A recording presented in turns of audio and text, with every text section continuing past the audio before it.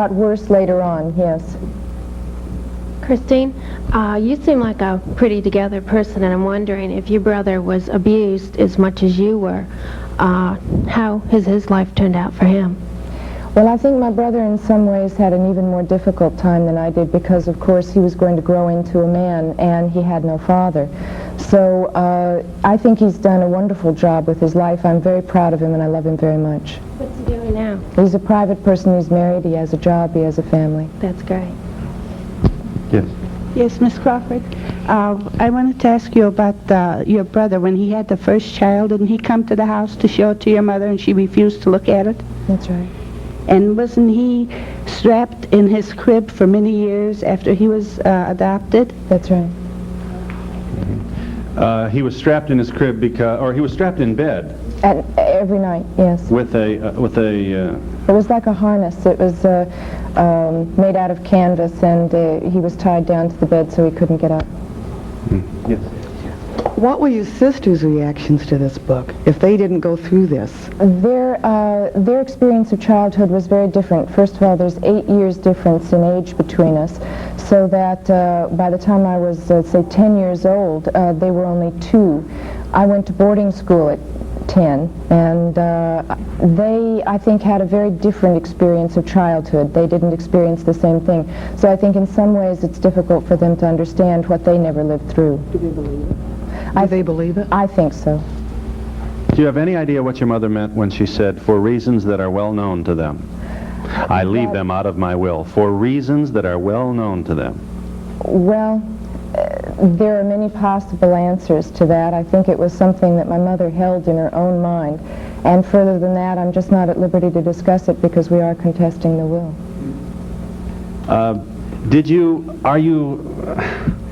I guess there's a certain amount of guilt that everyone feels when a loved one dies. You know, if it's an uncle, there was a time when you were a kid when you didn't want to play Chinese checkers with them. You know, I mean, everybody suffers.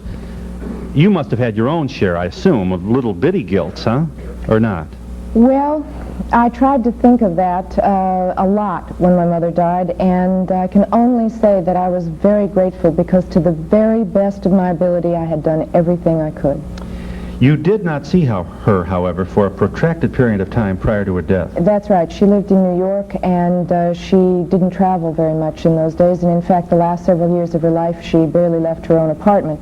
I was living in California and in the process of trying to change my entire life. I went back to school. You had gone through a divorce, a painful divorce. Yes, that's right, and I was, quite frankly, totally caught up in my own life and trying to do something else with it. So the distance then between your last personal encounter with your mother and her death was more than a year, 2 years? Yes, it was. So about 2 years. We were in contact with one another, and she knew all the details of my life. It's just that we didn't see each other. Mm-hmm. And the reason you didn't is both professional. You were in the West Coast, she was on the East Coast. You were dealing with your own pain and trying to figure out who you were. That's right. And what, you didn't feel up to, presumably these encounters would have been painful for you anyway, huh? Well, also, quite frankly, I just simply didn't have the money to make long trips. Most of the money that I had was going for my tuition. I was getting a master's degree at the time. Was there any time during the last 2 years when your mother tried to, you never call and do the guilt thing on you, or?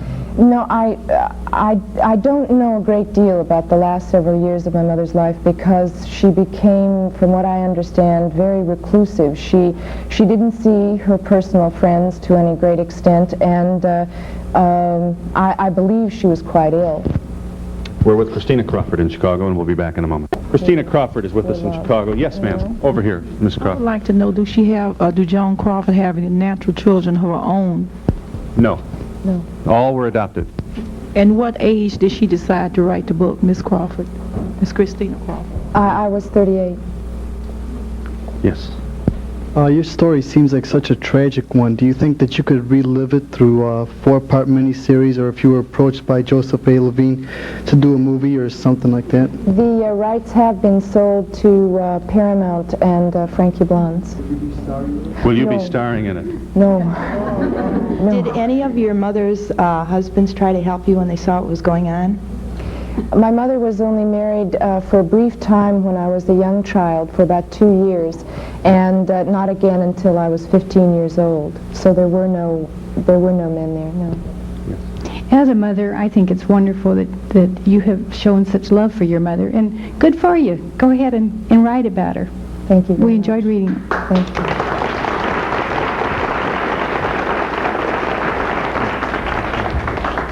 Yes. If you didn't see your mother the last several years of her life, at what point did you feel that you were reconciled with her? Both before, when I was very close to her, when I lived in New York, and during all those years, because we were in constant communication, even though she was in New York and I was in Los Angeles. Your mother seemed like she had two different personalities within her. Did she ever try to have any analysis or try to get help? No, as a matter of fact, she categorically refused any help. She was a Christian Scientist, and the closest she came to a shrink would have been her teacher. Is that how the Christian Science faith identifies a reader, person? yes, practitioner. Reader. Being adopted, did you ever search for your biological parents? I saw the papers, the legal papers, and I felt that when I saw them, my biological mother was very, very young, and I felt that if she felt the need to go on with her own life without me, I'd just as soon leave it that way. Yes.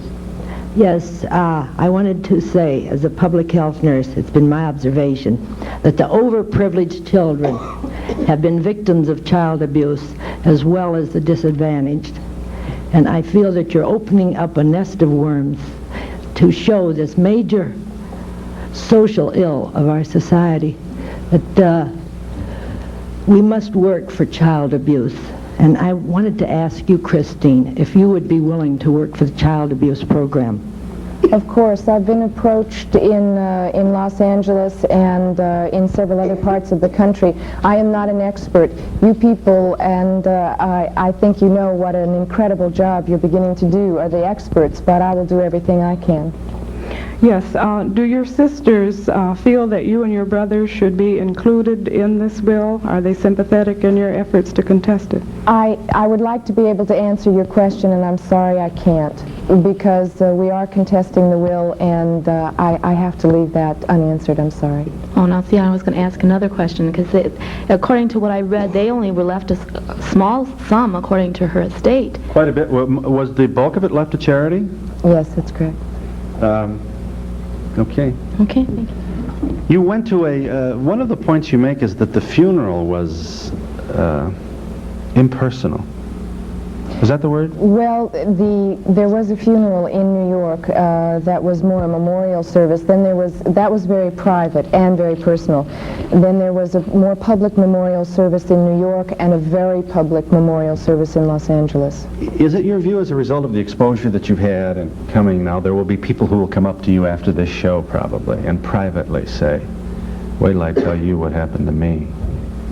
Well, I think it's vitally important that people understand that now there are places to go and get help, because I hope that nobody will have to live through the kind of private nightmare that I did. There are places to get help. There are Parents Anonymous, there are social service agencies, and I hope that if people become aware of that, there are child abuse hotlines, maybe they'll begin to understand that there is a place to go for help. More importantly, there are people, millions of people, that must be wandering around with this terrible pain and guilt in their souls and not able to get it out or talk about it. Or the astonishing thing is that the latest figures that I heard from the Department of Health, Education and Welfare are that at any given time in this country there are 1 million children suffering from child abuse.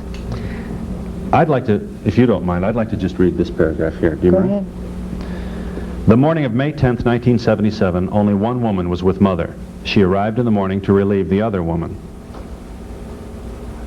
Who had stayed the night. She realized that Mother had been through a very bad night, but was surprised at the clarity with which she spoke.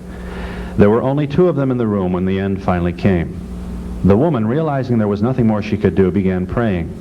At first the prayers were silent, but as she realized how close the end really was, her prayers became audible.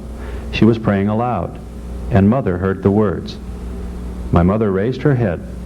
The last coherent words from her mouth were, "Damn it, don't you dare ask God to help me." A few minutes later, Mother was dead.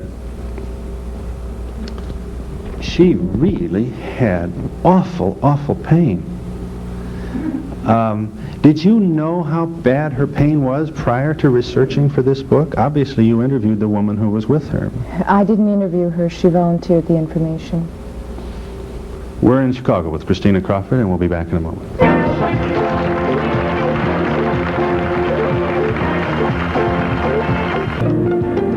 Yes. I want to know if Christine's a Christian. Oh, definitely. You are. And her mother practiced the Christian Science faith. Yes. Yes. Yes, ma'am. I'd like to know what your mother died of. The official cause of death was coronary arrest. How old was she? I believe she was 72 or 73 years old. She lied about her birth date. That was one of the... Many people do. That's true. But 1904 was her birth date, and she tried to make it 1908. That's what my grandmother told me, yes. Yes. Yes, I was wondering if you maintained a diary while you were a youngster to remember these things, or it's just so vivid in your mind? Some of the memories are so vivid that I will never forget them. Some of them I had kept a diary. Yes, I'd like to know, can you attribute anybody in your life for helping you out a lot through your emotional problems? My husband sitting in the audience right there. May we ask David to stand, if you will, please? Thank you.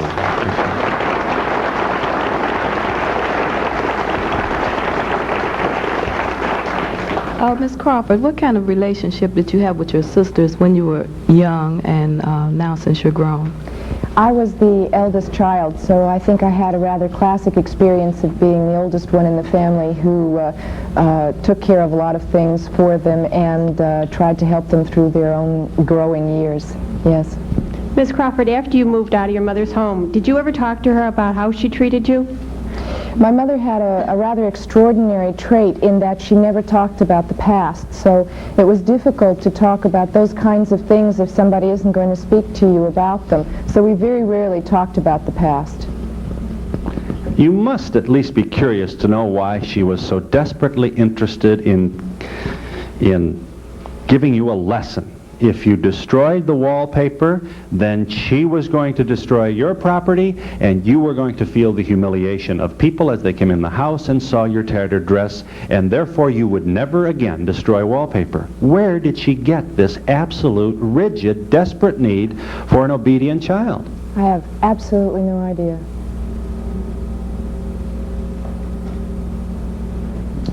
Yes. How many years did it take you through therapy to get the way you are now? Well, to some extent, I think a lot of my adult life has been involved in therapy, but I was officially or formally in therapy for 3 years. Christine, did your mother regiment her life the way she tried to regiment yours? Absolutely. Absolutely, down to the very last detail. Yes.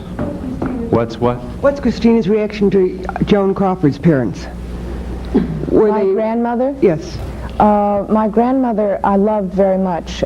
She was a very elderly woman by the time I knew her, and unfortunately she and my mother had a very bad relationship, and my grandmother was eventually banished from our home. She never ate a meal with us, she never swam in our pool, she was never there on holidays. Christina, I want to tell you that I'm in the same boat that you were in, and I try to help my parents as much as I can, and did all the things that you try to do, I try to do, and which I couldn't do anything about it. But at the end, I still loved her, and still loved my parents. So you understand? Yes, and I'm grateful to my husband, too, that he was always sticking with me like your husband has stuck with you.